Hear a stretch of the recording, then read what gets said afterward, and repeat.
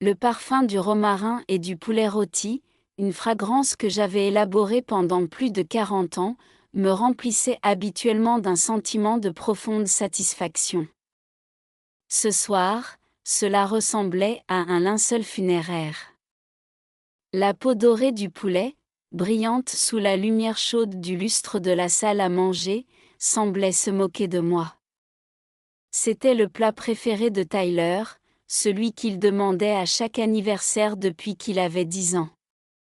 J'avais passé l'après-midi à le préparer avec un cœur désespéré et plein d'espoir, chaque hachage des herbes, chaque arrosage de beurre, une prière silencieuse pour que ce repas, cette tradition, lui rappelle qui nous étions autrefois. La table était dressée avec ma meilleure porcelaine, le délicat motif floral étant une relique d'une époque plus heureuse. La chaise vide de mon mari Richard à la tête de la table était un fantôme avec lequel j'avais appris à vivre, mais ce soir, son absence ressemblait davantage à un cri. Tyler y était assis maintenant, mon fils, un homme de 38 ans, le visage illuminé par l'écran de son téléphone, qu'il faisait défiler avec une indifférence détachée qui me faisait mal à l'âme. À côté de lui, Bianca, ma belle-fille, était une vision d'élégance froide dans une blouse en soie. Ses lèvres étaient perpétuellement courbées en un petit sourire suffisant, comme si elle était au courant d'un délicieux secret dont nous étions exclus. Sa présence dans ma maison depuis 6 mois avait été une invasion lente et silencieuse. Ce qui avait commencé comme un séjour temporaire pendant les rénovations de leur appartement s'était transformé en une prise de contrôle hostile. Ma cuisine, autrefois le cœur chaleureux et battant de ma maison, ressemblait maintenant à sa scène. Mes épices avaient été réarrangées, mes rideaux remplacés par des rideaux modernes et austères, et l'air même sentait son parfum cher et entêtant. Également à table se trouvait ma belle-sœur, Colette, les yeux fixés sur son assiette, et sa fille, ma douce nièce Lily, qui poussait sa purée de pommes de terre, son jeune visage crispé par l'inconfort.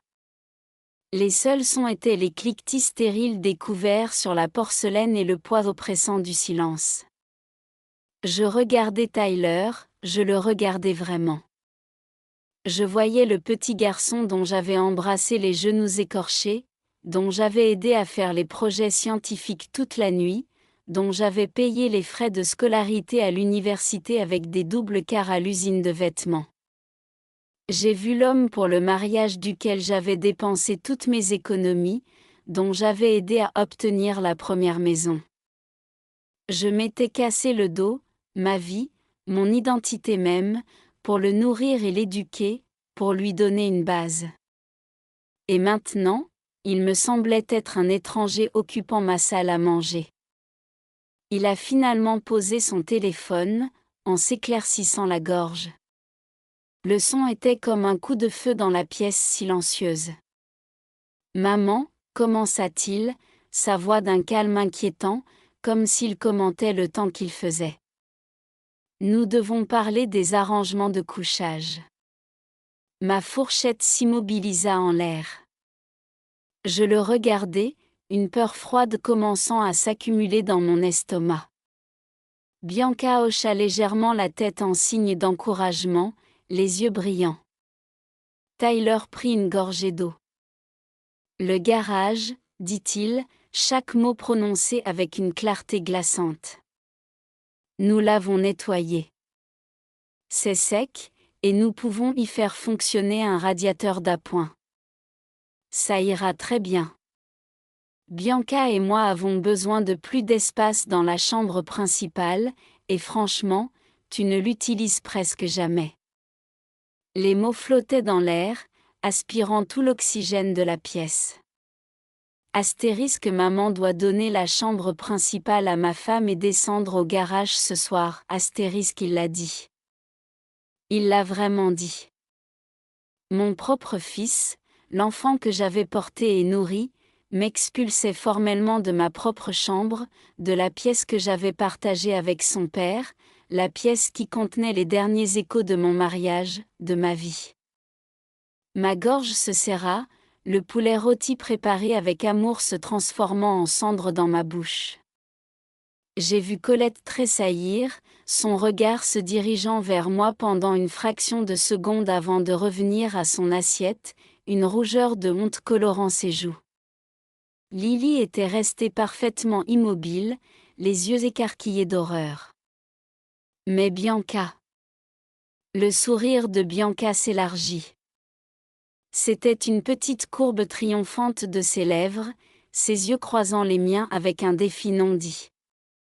Astérisque, j'ai gagné, astérisque. À ce moment-là, quelque chose en moi ne s'est pas simplement brisé, il s'est fracassé, et les morceaux se sont réarrangés en quelque chose de nouveau, quelque chose de froid et d'une clarté impossible.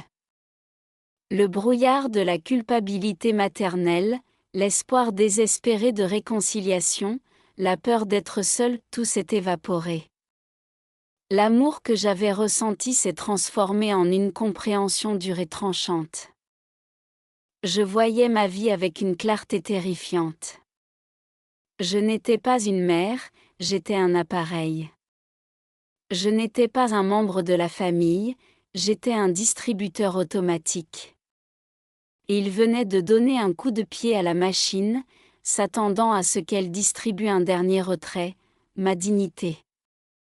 Lentement, délibérément, je posai ma serviette en lin sur la table. L'action était si définitive, si contrôlée, qu'elle attira l'attention de tout le monde. Ils s'attendaient à des larmes. Ils s'attendaient à des supplications. Ils s'attendaient à la Shirley douce et malléable qu'ils pouvaient manipuler. Ils ne s'attendaient pas à ce que la femme lève les yeux, son regard fixe, et le dirige non pas vers eux, mais vers le petit œil sombre de la caméra que j'avais caché derrière l'orchidée en pot sur l'étagère la semaine dernière. Une mesure de sécurité, m'étais-je dit, après que Bianca ait commencé à ranger mes tiroirs privés. Mais la vérité était que j'avais besoin de preuves. Et maintenant, ça enregistrait. Il enregistrait chaque mot, chaque regard suffisant, chaque silence complice. Mon cœur était un bloc de glace, mais mon esprit était un scalpel. Très bien, dis-je, ma voix d'un calme inquiétant, un lac plat après une tempête. Je vais déménager. La surprise sur le visage de Tyler était presque comique. Bianca laissa échapper un rire doux et haletant, rapidement déguisé en tout. Ils pensaient que c'était une reddition. Ce qu'ils n'ont pas vu, c'est mon autre main, sous le couvert de la nappe, déverrouillant discrètement mon téléphone. Mon pouce bougeait de manière autonome, tapotant l'écran. Un email de Nolan Hart, un agent immobilier, brillait devant moi. Astérisque dépôt confirmé pour Cliffside House, Cannon Beach, astérisque en dessous, une notification de calendrier, astérisque 9H00, Adley Pierce, ESQ, astérisque. Un plan, méticuleusement élaboré pendant des semaines de désespoir silencieux, était maintenant mis en marche. J'ai regardé mon fils, l'étranger qu'il était devenu, et j'ai esquissé un sourire faible, fantomatique. Il venait de me mettre à la porte. Il ne savait pas qu'il venait de me chasser de mon propre rêve insensé, et ce faisant, ils avaient déchaîné la fureur silencieuse et calculée d'une mère. Le rire provenant du salon était un son discordant et désagréable. Ils regardaient la télévision, les rires en conserve d'une sitcom se mêlant aux leurs, comme si la scène à la table du dîner n'avait été rien de plus qu'une pause publicitaire. Je me tenais devant l'évier, les mains plongées dans l'eau savonneuse, en train de laver les assiettes mêmes dans lesquelles ils venaient de manger le repas que j'avais préparé. Chaque cliquetis d'assiette, chaque éclaboussure d'eau, était un métronome comptant les secondes jusqu'à mon évasion. Je pouvais sentir la présence de Bianca avant même qu'elle ne parle. « Laisse ça, maman, dit-elle, sa voix dégoulinant d'une fausse inquiétude sirupeuse. Tu devrais te reposer. Je vais finir. Astérisque repos, astérisque c'était son mot pour être mis à l'écart, pour être rendu obsolète. Pendant des mois, repos avait signifié que je n'avais pas le droit de cuisiner mes propres repas, de réorganiser mes propres meubles, ou d'exister dans mon propre espace sans ses commentaires. Je ne me suis pas retournée. Je suis parfaitement capable de laver quelques assiettes, Bianca. J'entendis son brusque halètement. Je ne lui avais jamais dit non auparavant. Du coin de l'œil, je la vis croiser les bras, la soie de sa blouse bruissant. Fais comme tu veux, dit-elle, la douceur s'évaporant de son ton. J'essayais juste d'aider. Tu dois commencer tôt à déplacer tes affaires dans le garage, après tout. La cruauté désinvolte, le pur droit de naissance, aurait dû m'anéantir. Au lieu de cela, cela a renforcé ma détermination. J'ai continué à laver, mes mouvements méthodiques et calmes. Quand j'eus terminé, j'essuyai les comptoirs jusqu'à ce qu'ils brillent, effaçant toute trace du dîner d'anniversaire. J'effaçais plus que des miettes, j'effaçais mon ancien moi. Je suis passé devant le salon. Tyler était étalé sur le canapé, une bière à la main, les yeux rivés sur l'écran. Il ne me regardait pas. J'étais déjà un fantôme dans ma propre maison. La pièce dans laquelle il m'avait relégué était l'ancienne salle familiale, transformée en chambre de fortune après le décès de Richard. Elle était simple, rangée et ne contenait aucune des histoires de la chambre principale. Ça sentait la poussière et la solitude. Mais ce soir, cela ressemblait à un cocon. J'ai fermé la porte et me suis appuyé contre elle, me permettant enfin une seule respiration tremblante. Puis je me suis dirigé vers le lit et j'ai ouvert mon ordinateur portable. L'écran s'illumina, éclairant mon visage déterminé. J'ai ouvert l'email avec les photos de la Cliffside House. C'était un petit cottage en bardage blanc perché au bord du monde à Falcon Cove. Il y avait 2 chambres, une grande fenêtre donnant sur l'océan, et un porche qui semblait faire signe. Ma meilleure amie, Ruth, m'avait envoyé l'annonce il y a 2 semaines avec une note, astérisque, tu devrais voir celui-ci, Shirley. Astérisque c'est petit, mais on se sent libre. À l'époque, j'en avais ri, un son triste et creux. La liberté ? À 66 ans ? J'étais veuve, mère, grand-mère. Ma vie était censée être une endurance silencieuse. Mais en regardant l'image de ce Porsche, avec la mer sauvage et indomptée derrière, j'ai compris. Ce qui était vraiment terrifiant, ce n'était pas de recommencer. C'était rester dans un endroit où l'on vous traitait comme un meuble encombrant. J'ouvris un petit carnet à couverture de cuir, un cadeau de Richard. De ma calligraphie précise, je commençai à écrire, les chiffres étant un témoignage frappant du travail de ma vie et de son exploitation. Astérisque vente estimée de la maison à Portland, 600 000 $. Astérisque. Astérisque montant que Tyler doit pour les frais de scolarité, 58 000 $. Astérisque, non payé, astérisque. Astérisque dette de carte de crédit qu'il a payée, 15 000 $. Astérisque. Astérisque épargne, compte séparé, suffisante pour acheter la maison de plage comptant astérisque. J'ai fermé le cahier, le doux bruit de la couverture un son décisif. Puis, j'ai ouvert mon placard et j'ai sorti ma vieille valise bleu marine. Je pliais mes vêtements avec un soin rituel. Quelques tenues simples. Mon alliance, que j'avais autrefois vendue pour sortir Tyler de ses dettes et que j'avais ensuite secrètement rachetée. Une photo de Richard, son sourire figé à jamais dans le temps.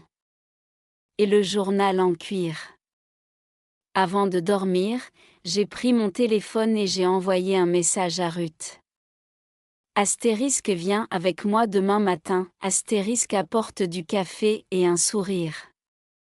Sa réponse fut immédiate. Astérisque est-ce que tu vas bien, astérisque. Mes doigts volaient sur l'écran. Astérisque meilleur que jamais, astérisque. Vers minuit, j'ai entendu les pas de Bianca s'arrêter devant ma porte. Puis, la porte de la chambre principale s'ouvrit et se referma. Une vague de son parfum flottait sous ma porte, le même parfum coûteux que je lui avais acheté comme cadeau de mariage. Maintenant, ça sentait la victoire, et ça me rendait nauséeux. J'ai regardé autour de ma petite pièce simple. Je ne me sentais pas pitoyable. Je me sentais légère. J'étais un ressort enroulé, prêt à être libéré. Je savais que le matin, pendant qu'il dormirait dans le lit que j'avais partagé avec mon mari, je rencontrerais Nolan et Adli. Je signerais des papiers, transférerais des fonds et commencerais le processus de me démêler légalement et financièrement des mains ingrates de mon propre enfant. J'ai ouvert l'application de caméra sur mon téléphone et j'ai relu l'enregistrement du dîner. La voix de Tyler, froide et ferme. Le murmure doux et venimeux de Bianca, clairement capté par le microphone, astérisque dit-le directement. Astérisque ne la laisse pas penser qu'elle a encore son mot à dire. Je n'ai pas pleuré. J'ai sauvegardé le clip, les crypté et les stocké dans un dossier que j'ai nommé astérisque preuve astérisque. Ensuite, j'ai éteint la lumière et me suis allongé dans l'obscurité, la maison gémissant doucement autour de moi. Ils pensent m'avoir chassé d'une pièce, chuchotai-je dans l'obscurité, ma voix ferme. Mais en réalité, ils m'ont juste chassé d'un rêve stupide sur une famille qui s'est encore aimée. J'ai fermé les yeux et souri. Demain, je ne serai plus la mère soumise. Je serai Shirley Whitford, la veuve de 66 ans se préparant à la contre-attaque la plus silencieuse de sa vie. L'aube à Portland était une affaire timide et grise, le ciel strié de lavande pâle et de rose. J'étais déjà habillée, ma petite valise et un dossier de documents importants près de la porte. La maison était un tombeau, silencieuse à l'exception du tic-tac de l'horloge de grand-père et du doux sifflement du vent. J'ai préparé une cafetière, l'arôme riche étant un petit acte de défi. Je ne commencerai pas cette journée sans mon rituel. À exactement 6 heures du matin, des phares ont balayé l'allée. Le SUV argenté de Ruth s'arrêta silencieusement. Elle est sortie, le visage marqué par l'inquiétude et la détermination, tenant 2 tasses de voyage fumantes. « Prête, Shirley ?» demanda-t-elle, sa voix rauque à cause de l'heure matinale. J'ai pris ma valise. « Prête pour une nouvelle journée, Ruth ?» Nous avons chargé ma vie dans le coffre, une seule valise et un dossier contenant mon émancipation. Alors que nous nous éloignions, je ne me suis pas retournée. Je gardais les yeux fixés sur la route devant moi, regardant ma rue de banlieue, avec ses pelouses soignées et ses maisons endormies, disparaître dans le rétroviseur. Le trajet jusqu'à Falcon Cove était un voyage à travers un paysage guérisseur. Nous avons laissé la ville derrière nous, la route serpentant à travers des forêts denses de pins de l'Oregon, l'air passant de l'odeur d'échappement et de béton humide à l'arôme vif et pur de sève et de terre. Le soleil a commencé à filtrer à travers la canopée, peignant l'asphalte de taches dorées. Ruth a mis une station de folk douce, et pour la première fois depuis des années, j'ai senti mes épaules se détendre loin de mes oreilles. J'ai appuyé ma tête contre le verre frais de la fenêtre et j'ai respiré. Il n'y avait pas de télévision hurlante, Pas de ton condescendant de Bianca, pas de grognement de Tyler à propos des factures. Il n'y avait que la route ouverte et le murmure lointain et promis de la mer. Ça fait longtemps que je ne me suis pas senti aussi léger, murmurai-je, plus pour moi-même que pour Ruth. Elle jeta un coup d'œil, un sourire entendu sur le visage. C'est le poids des attentes des autres, Shirley. Tu le poses enfin. Après 2 heures et demie, nous avons atteint le sommet d'une colline, et le monde s'est ouvert. Falcon Cove se nichait contre une côte spectaculaire, un groupe de maisons blanches et bleu pâle accrochées aux falaises. L'air était imprégné de sel, et le rugissement de l'océan était un bourdonnement constant et puissant qui vibrait profondément dans ma poitrine. Nolan Hart nous attendait devant le cottage, comme il l'avait promis. C'était un homme dans la cinquantaine, grand et au visage aimable, avec un professionnalisme discret auquel j'ai immédiatement fait confiance.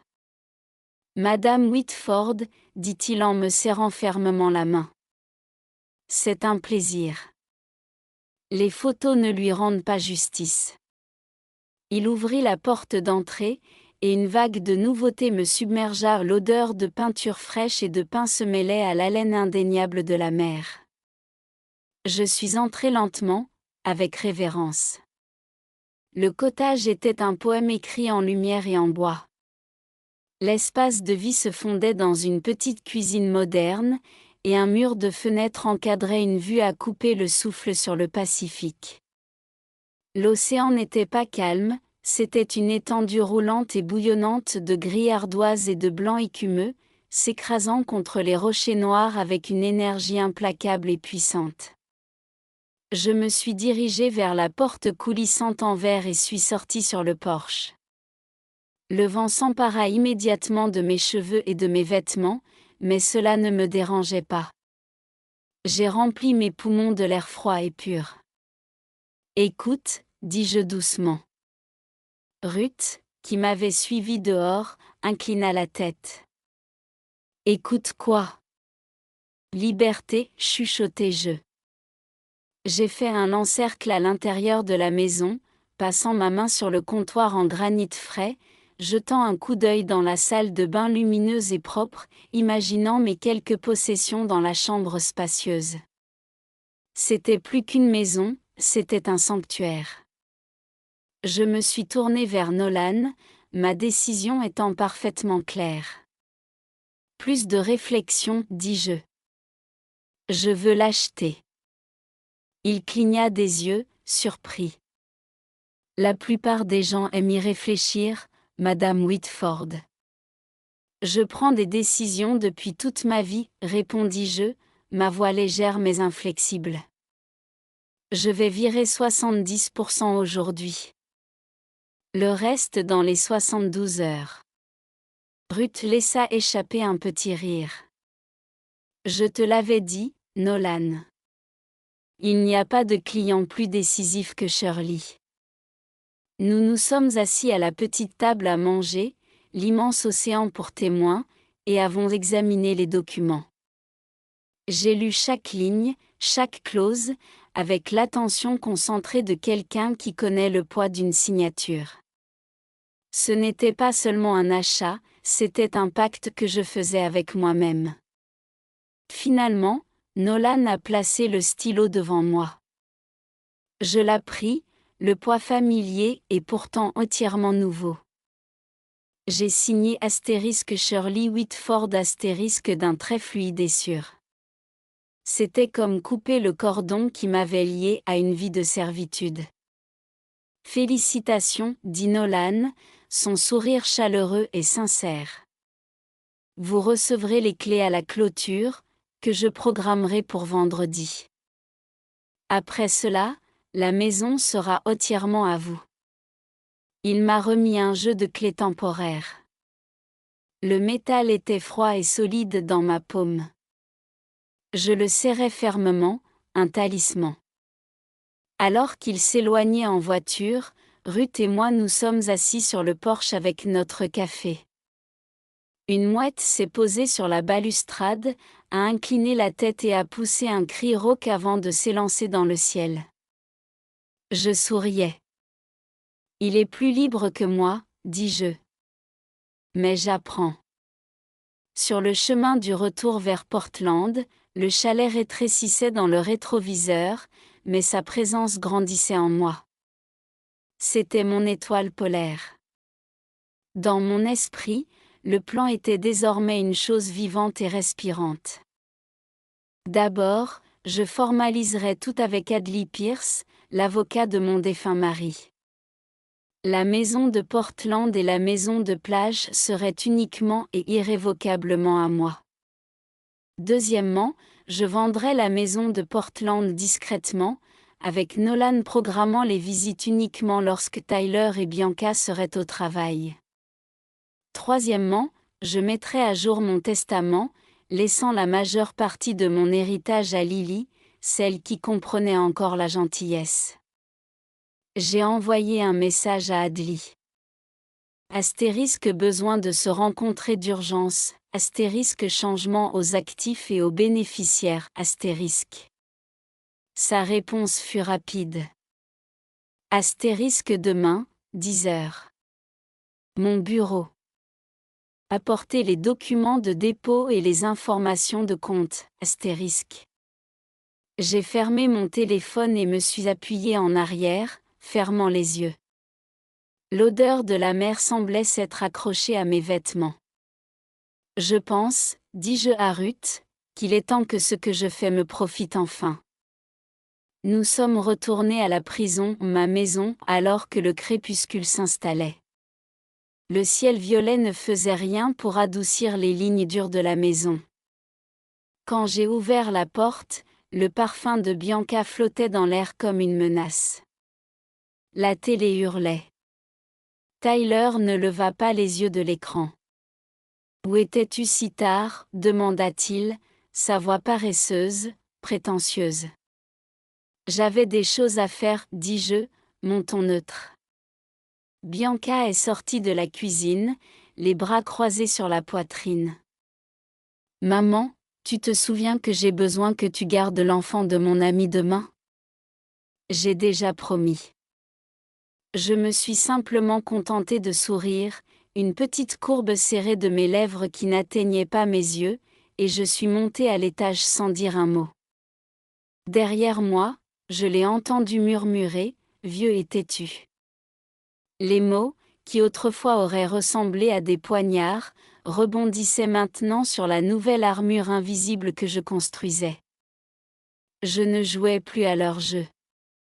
J'écrivais les règles.